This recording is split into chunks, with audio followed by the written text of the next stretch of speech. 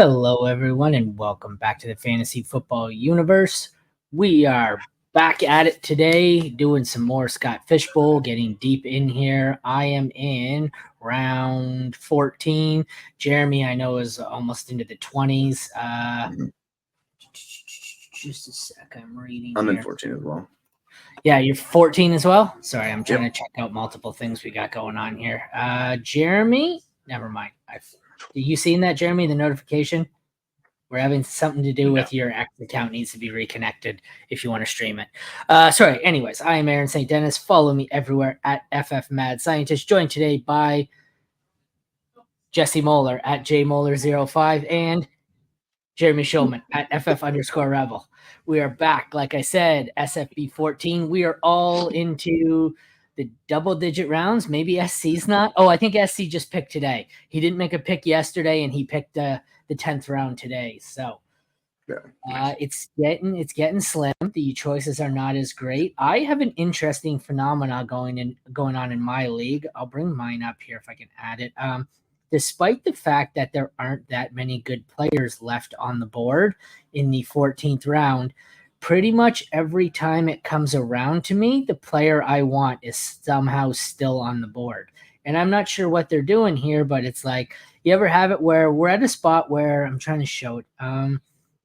So I make my pick back here I make my pick at Geno, and I'm like, okay, screw it. I'm just going to, I'll probably lose out on the running back I want or whatever. And then they have a stretch here of what's this, like 16 picks where there was literally only one guy who was probably on my board even taken, and it was Brian Thomas Jr. The rest of it was like, didn't want Nix, didn't want Young, didn't want Field. The 5 quarterbacks taken there are all by week 11 or 12, and I couldn't have taken them even if I wanted them. So it was like, sure, just keep taking tight ends. And then we have 5 tight ends here. Didn't want Komet, didn't want Otten, didn't want Conklin, didn't really want Okonkwo. Sinat's okay, but it's like, sure, you guys just keep drafting players I don't want, and I am about to if the first one doesn't go in the next 3 picks, I'm going to pull the trigger on kicker 1 here and take Brandon Aubrey. I've seen some leagues are as late as 18th round on the first kicker. Some are as early as the 7th round on the first kicker. I was planning on going somewhere in the 10, 11, 12, 13 range there, but some of the running backs I really wanted and the quarterback I wanted fell. So I am going to pull the trigger here because I don't really have a player I'm looking for. I've got a couple players on my board, but I'm looking to go kicker here, and then I want the combination of Kamani Vidal and Troy Franklin in the 15th and 16th. So that's kind of my plan for the next 3 rounds. I don't know. What do you guys think? Is your kicker going to be Justin Tucker? Because you have Richardson, right? So my kicker is going to be Brandon Aubrey. That's what I'm going to take.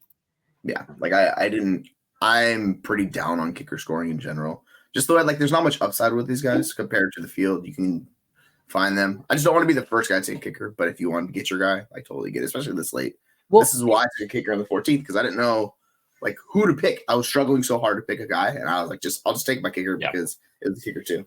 But so you're taking a kicker at the exact same pick as me because you're 1405 as well. I didn't want to be the kick. I didn't want to take the first kicker either in the 10th or 11th, even in the 12th or 13th. I'm like, well, I could take the kicker, but in the 14th round, I'm like, there's no chance that this gets back to me without a kicker gone already. So I didn't want to take the kicker in the 13th round on my short turn here because even if there is a run of kickers, I can still get the top 5 or the 5th. But what I'm thinking here is I'm going to get some value with my next pick, pushing down running back and wide receiver, because I'm going to take a kicker here in these 2, 4, 6, 8, 10, 12, 14 picks. Bet you 5 of them are kickers. I bet there's a kicker run after I pick one here. So that's going to help me get the 2 guys I want in the next round. Yeah, so normally you're right. I don't want to take the first kicker either, but in this, it's the 14th round. At this point, I don't mind taking the first kicker. Yeah. That was our second kicker. So I was like, cool, I didn't break the seal. I can live with it. I'll be fine. Even you said you looked at my Dynasty Data Labs board, and the top 3 guys on my on the value, the ADP, are all kickers in my league. So yeah, they're all up there. So they're going to go, is your point, 100%. What occurred to me, Aaron, when you were talking about, the guys falling to you that you wanted, if you scroll up to the top of the board, just to show off the first couple of picks for your team, because you have two quarterbacks and two tight ends locked in, you're not looking really at quarterback. You don't need to push for like QB3. You can wait for QB3 to fall to you. You don't need to push for a backup tight end. You already have one. So the nice thing about kind of soaking up that value that really a lot of us have done in the Scott Fishbowl by taking two quarterbacks very early is you don't need to really press QB3. As some of these other guys are pressing QB3 because their QB2 is weak or pressing QB2 for the first time. And you don't need to press that tight end. So as you just showed in that later round, which was what, the 14th there, you took Geno. And then that sparked 12. a quarterback run in the 12th because people were like, oh, crap, I got to get my QB2 or QB3 here. And so it's really nice to and you're talking about potentially doing it again with kicker. It's nice to be able to kind of influence the board a little bit where people are like, oh, I didn't realize this was going to happen now. I need to hurry up and get my guy. And if you're getting in there first, as you did kind of with Geno, or maybe it was Carr went for the first time in a while, and then Geno a few picks later, that's definitely gonna spark those people at the back end of the board. We're like, crap, if I don't take it now, I might not get it. And that's kind of how you create and influence any draft board. And you were able to do that because at the top of the draft, you took the value, but you didn't have a problem stacking on a second tight end who is useful to you in your flex, but it's also useful to you later in the draft because now you don't have to worry about tight end like some of these other guys are. Well, I would have stacked a third at each position. Like the plan here, when it came to my Warren pick in the 10th, I was looking, I told you guys this in the chat. It was between Warren, Robinson, Edwards, and Spears. So I took Warren. My plan was actually assuming I thought Spears, Edwards, and Robinson would all be gone by the time it got to me. My plan was to take Pat Freiermuth as my tight end 3. He goes before the 10th round ends. Brian Robinson goes, and then I'm left with my choice of Edwards or Spears. So that's why I would have added a third tight end, but the only one I wanted at this range was Freiermuth. So I'm going to punt it and just add someone later, maybe a Theo Johnson. And then as far as QB3 goes, I would have punted my QB3 even later here. But the problem was, after starting to look at this board, I noticed that Jones, Nix, Young, May, and then Carr and Smith. There's 6 quarterbacks I was targeting for my QB3. 4 of the 6 had conflicting bye weeks. So when Carr goes, I know my only option for a usable, I either take Geno Smith there, or I'm going to be stuck with Aiden O'Connell, Gardner Minshew as my bye weeks. So that's why I pulled the trigger on Geno. If I didn't have a conflicting bye issue with these 4, I would have punted and just let it keep going. So it ended up where I didn't want to take a quarterback here, but was kind of forced into it. And I wanted to take a tight end here, but he went before me. So that's kind of where I'm at. And now I'm just, like I said, I'm going to pull the trigger on a kicker. If these guys are this side of the board, right? Like the guys on the end here, these guys rattle it off quick, but we've got a couple here. The first 2 and then the 2 Petes in the league they seem to be pretty damn slow. So my league is significantly slowed down in the last day or 2. Yeah, it's the weekend, right? I think it's interesting looking at this. Like the issue for me is taking the 2 week 14 starting quarterbacks early. Is it really neutralized my original plan of getting the late round scrambling quarterback, which are week 14 guys and like Bo Nix or Drake May? Like those are the guys I know are going to fall in this format, and they're going to outscore the Derek Carrs of the world. Like it's how scoring works.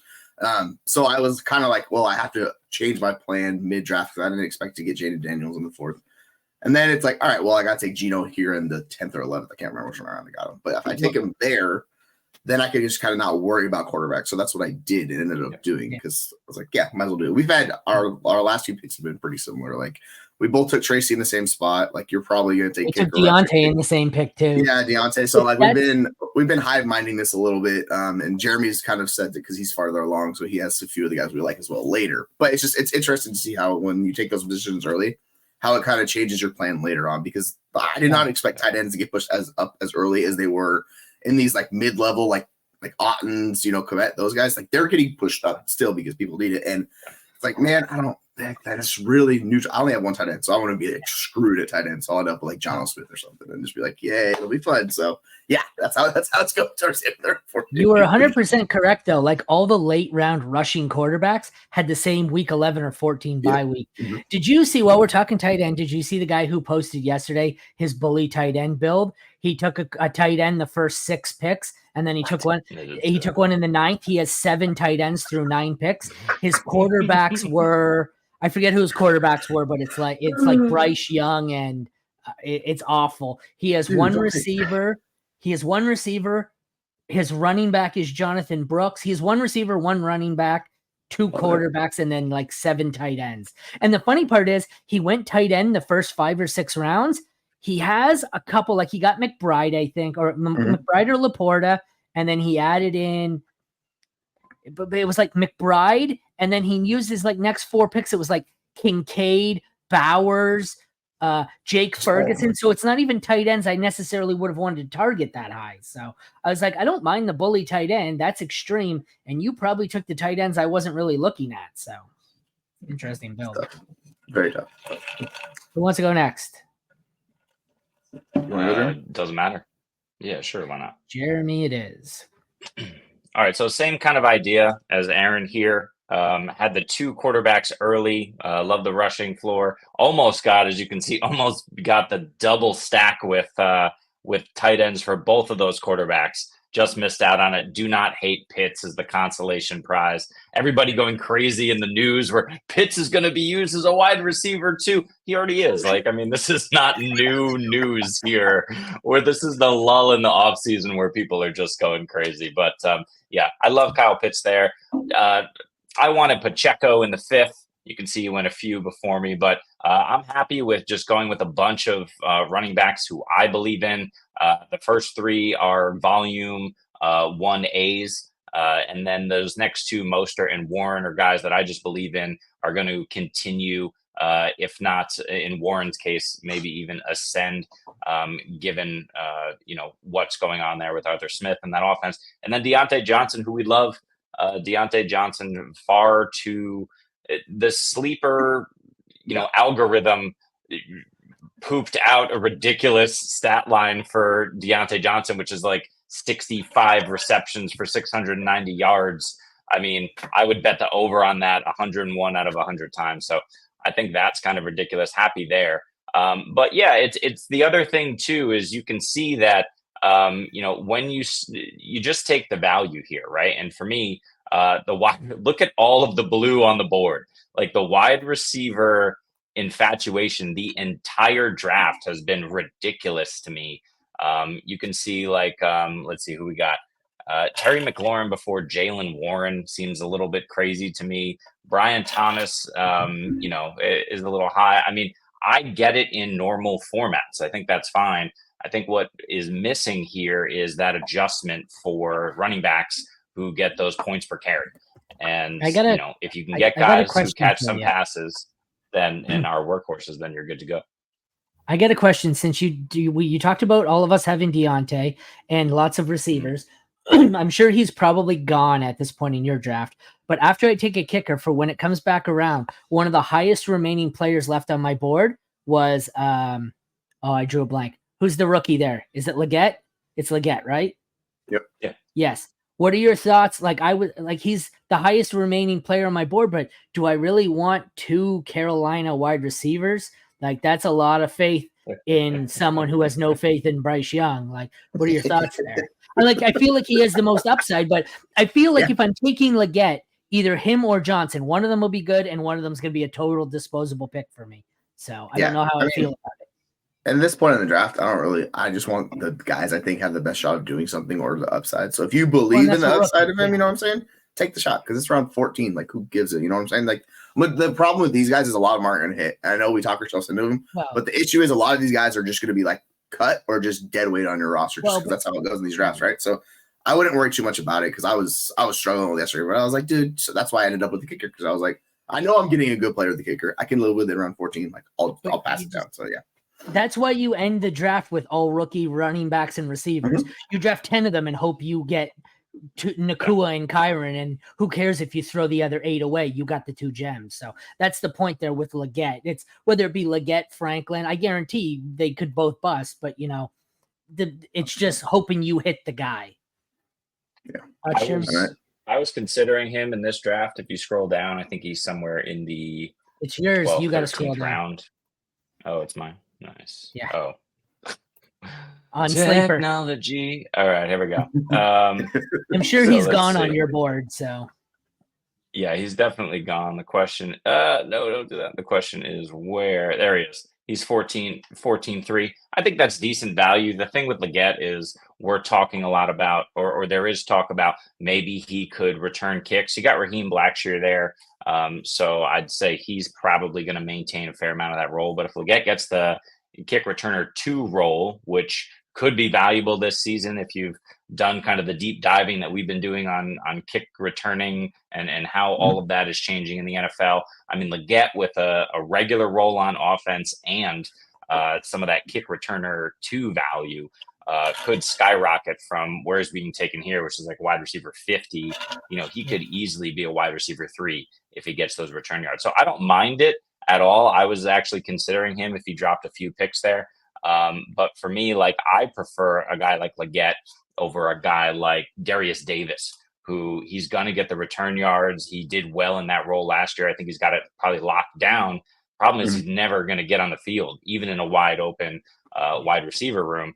I think there's at least 4 bodies in front of him, and they're going to be run heavies. So yeah, I'd prefer the shot on Leggett over someone like Davis, even though the ADPs are probably a bit off. Don't mind me. I'm playing musical chairs with the cameras only because when you were talking, I noticed there's a hell of a run on purple and orange down there. You guys got crazy into tight end and kicker there. Hey, the first kicker looks like it goes around 13.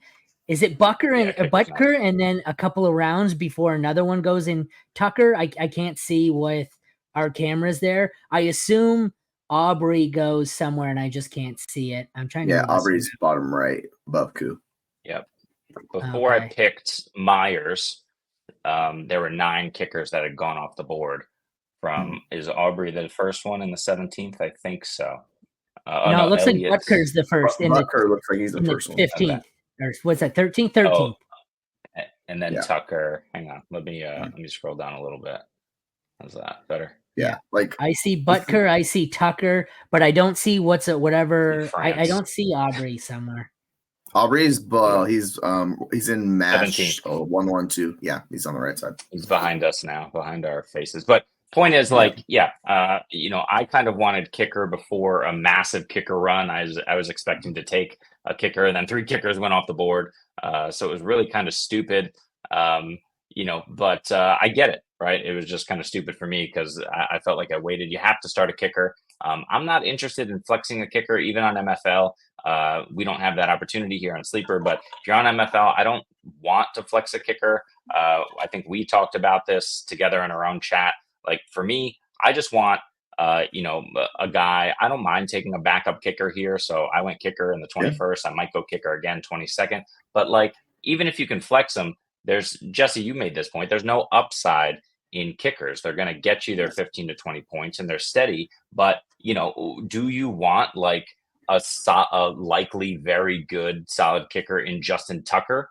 Or let's see in this, or let's say Jake Elliott, because I can see him. Or do you want the upside of Quentin Johnston, who, if he can become the second target on this team, could become a wide receiver 3. And then if there's injury and he develops, he could boom. I mean, I kind of want the guy with the upside over just a kicker who is kind of that steady production. Oh, it depends. Yeah. Like my first year was on MFL, and we had by like round 16 or 17, we only had 2 kickers gone, and one of them was mine. And I just said, by the time you get down to this range, like, I'd rather have a kicker over Hurst, CEH, Luke McCaffrey,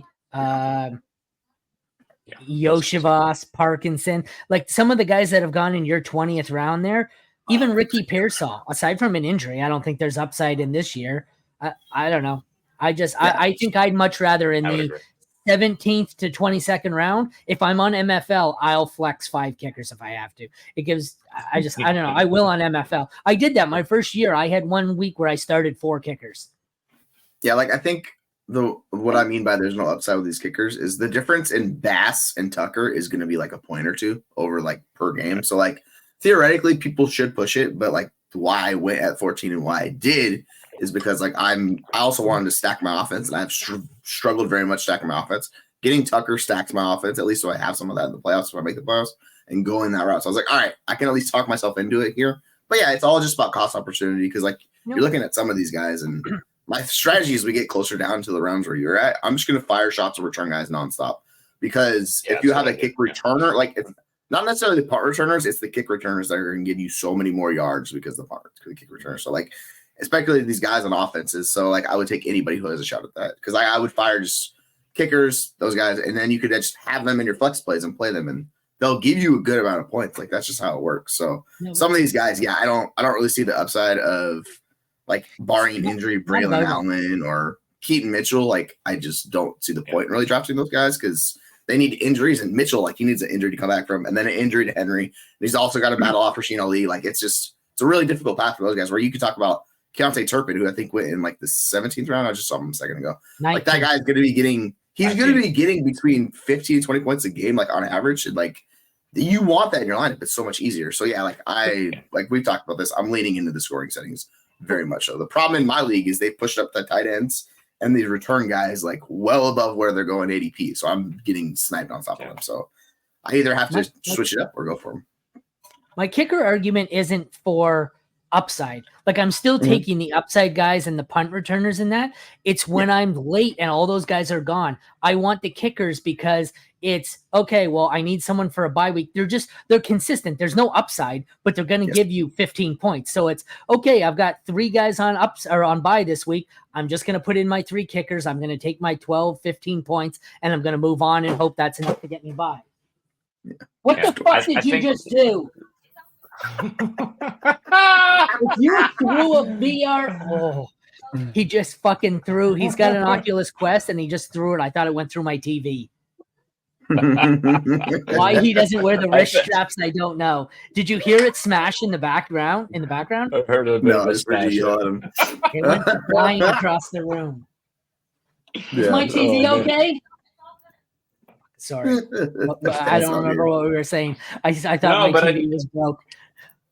Well, I think the issue with kickers too is that like, yeah, you have that upside, but by the time you get to week 13, 14, I imagine that your roster is going to look completely different with waiver runs. And then I don't want to be holding on to a kicker because I need him in the second half of the season when like some of these guys pop off in the first or second round, first or second week. And then I just want guys who I'm going to know right away. Like that's why I picked Wan'Dale Robinson. I don't think he's going to have a role in the return game. I suppose it's possible, but I'm going to know right away whether he does or not. And then I'm going to see what his role is in the first week, maybe 2. And if I don't like it, if it's Neighbors and Bellinger, if they're just complete garbage and can't move the football, I can move off of Wan'Dale and not expect anything. Maybe it's Slayton over Wan'Dale pretty significantly. Maybe they're running a lot of 2 wide receiver sets instead of 3 wide. Maybe they got those 2 tight ends out there a lot more than we expect. So Wan'Dale, I feel like I can move off of pretty easily. And then, just get the hottest guy on the waiver wire. Well, we're all in sleeper leagues, so that's like a 10 minutes we've just wasted for nothing because none of us are on MFL, so none of us are drafting more than one. Like I'll probably at some point add a backup kicker for my bye week, but none of us we're not drafting more than 1 kicker. So Jesse, you want to do yours? I was going to add your screen, but you don't look like you're on sleeper. You can, I'll talk about, so just throw it up. It's the warp. All right, so what this is the warp or value over replacement. Dude, it's like I know we're pushing the difference in running back and wide receiver. It's fairly even. The difference is the running back, the volume running backs get the edge. So that's why at the top of the list, it's like McCaffrey, and then you see a Kyron Williams. But like you look at the lines and you have kickers, you have wide receivers. Wide receivers are blue, the running backs are red, and it's fairly even until a breaking point way in the draft. The difference is with a lot of these guys, though, if they have the return yards, that's how they get the boost. So these wide receivers who give you some of that double, like you get the return yards on the offense, those are the guys I really want. So like I saw someone took Greg Dortch. I think it was Jeremy who took Greg Dortch in his league. Like that's the type of guy I want because he's going to play a role like a Trey Tucker late for the Raiders. Like I get it. Their offense doesn't have to give them a major role, but if you're giving someone between 1,000 and 1,300 yards return, and then you have any type of offense on top of that, like you're pushing into the 15 plus points per game. And it's really hard. Like I'm looking at Lockett in the 14th and I'm like, the dude got 12 points per game in this format last year. Like he probably isn't going to give me 15 points per game doing the math on it. So I would just rather take my shot on return guys at this point. So let me pull up my screen. I can't find it. I have no idea how too many tabs up. Okay, let me switch it. So here is my draft. And there's a comment from actually a guy who's in my league. So we can pull it up in a second too. So he's in my league, Anthony Juras. He's the two fat guys right here. Nice. Yeah. So we have been, it's not him I'm talking about, it's the other guy. This guy's been taking a little bit longer, the M-Bird. But yeah, me and Juras have gone back and forth on a lot of these picks where we've like sniped each other and gone back and forth. So it's been interesting, but you can see how my board's kind of gone. I didn't really go in with a plan of Lamar. I wanted CMC. I was like, all right, dude, I'll take Lamar. We'll go there. The Gibbs and Kyron picks were interesting. I didn't plan on taking running backs there. That's kind of how it fell. And then I wanted 2 elite tight ends. As you can see, that did not happen because Shane Daniels fell in the 4th. We kind of go from there. And then as you can see how this draft played out, like I put a meme out where I was like, fuck wide receivers. It's SFB14. And then I ended up taking like a ton of wide receivers as the draft played out just because that's how it went, where the value fell. And I was like, all right, let's do this. So it's been interesting. And then as you can see, I was pissed. I got sniped on Spears. Someone took him super early. They took Spears in like the 8th or 9th. And I was like, dude, no, I wanted Spears, these other guys. So that's just been how this draft's gone. So it's been interesting to see with like my team and where we're at.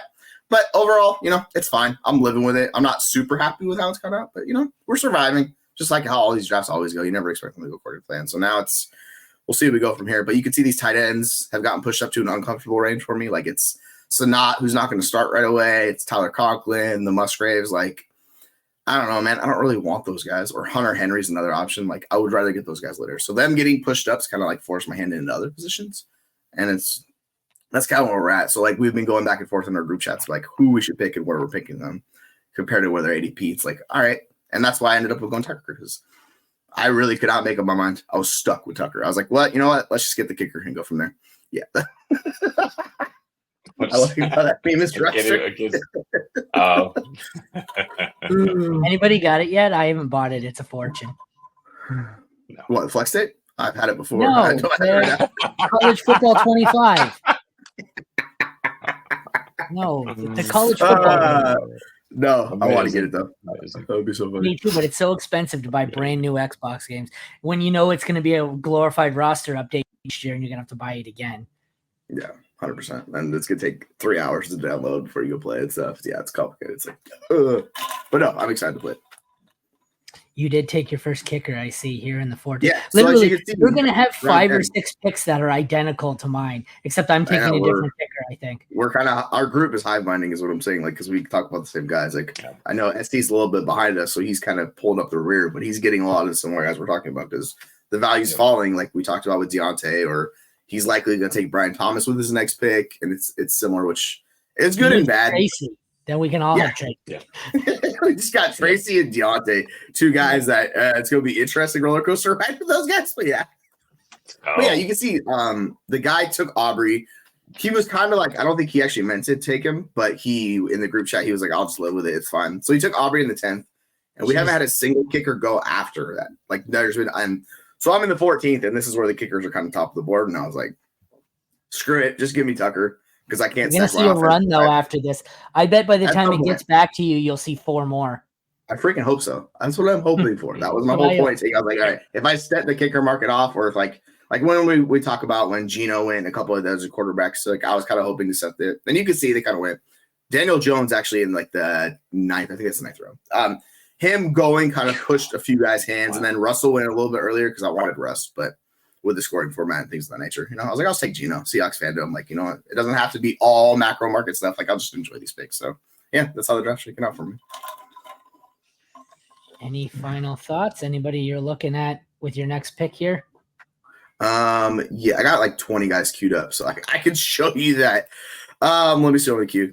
Are you okay? Are you getting sniped a lot? Because I swear I'll put 20 guys in the queue and 18 will get back around to me. With the exception of like Jonathan Brooks being sniped. And I can't even say he was sniped because I just pushed him and got greedy and tried to draft him 3 rounds later and he went the pick before me. But I haven't gotten sniped once the entire draft. It's amazing. I have a few guys. It's kind of been hit or miss with getting sniped. Like the snipe, the pick, like right before the one that really actually was the JSN pick because I had Gino. I was gonna take him, but so I was like, well, I'll take him or Brent Thomas Jr. overfall. They took JSN. I was like, fine, all right, I guess Where'd I'll he take go? Jasmine Jigbo went in the 12th. It's like he 12-4. I take He's Brian still Thomas Jr. available in mine. Yeah, so I mean, you could grab him. Like, there's the problem with wide receiver is there's so many dudes in this range that are available. So you could talk yourself into like one of 40 guys having a path. Like I'm still like Polk's still available, Demario Douglas, these wide receivers for the Patriots. There's a ton of guys, and then that's like the Ty Chandlers of the world. These guys that are potential return guys, and you know what I'm saying. So it's just at this point in the draft, it's all about however you want to fill out your roster. If you want to go, floor plays, you take the offensive guys. If you want to go return guys, you take the ceiling shots. I really don't care with a lot of these guys. I'm just going to take shielding shots on a lot of these guys. And if I miss, then I'll just hit the waivers, because with the return guys particularly, we don't know how it's going to go. Like, I know we talk about it, but we have no idea. So, there's going to be a lot of waiver claims and a lot of guys just like circling through dudes hoping to hit them. Well, and the other thing too is like we have to decide who to start, right? And I think when you're talking about return yards, when you're talking about kickers, you don't know if someone's going to have a bad game. You don't know if it's just going to work out where there's a crap ton of punts and nobody scores any points. And so the kick returner doesn't get on the field as much. And so those things happen. And so if you're relying on like a Kavonta Turpin, for example, in your flex, but it's a low scoring game.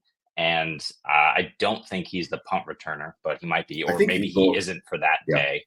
Or whatever. So maybe that's not a great example, but if it just doesn't happen for him, the ball bounces different ways, then you're left with these guys are volatile, and this is not a best ball league. So I want to make sure that I get as many kind of safe floor options as possible. And I think it's tough when you're banking on like a Rashid Shaheed, for example, because I think because he should have a pretty sizable role in the offense. He should be the sole kick returner.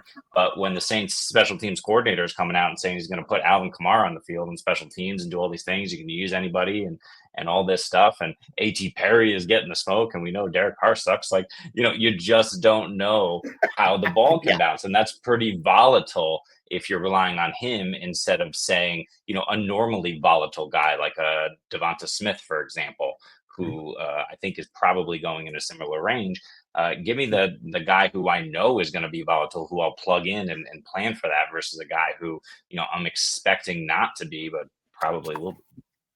Yeah, I think this upcoming year, like we're going to see a lot more kicks in general and kick return yards just because of how the scoring format's changing. Like obviously there's risks with it, but I'm the type of manager, I don't mind risks. So if you're averse with risk, then don't take these guys if you're worried about it. Like it's really how you want to structure your roster.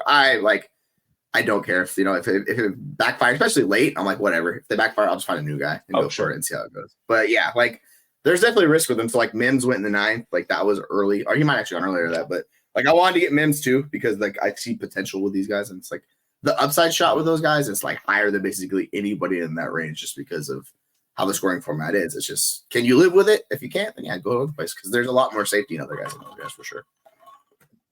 All right. I guess that's going to bring us to an end. We'll probably, I don't know if we're going to do a show tomorrow. Wednesday, I think we're going to talk some receivers. So I'm sure we'll come away with a handful of those in the end portion of our fishbowl drafts here. Thank you all for tuning into the fantasy football universe. We'll catch you next time.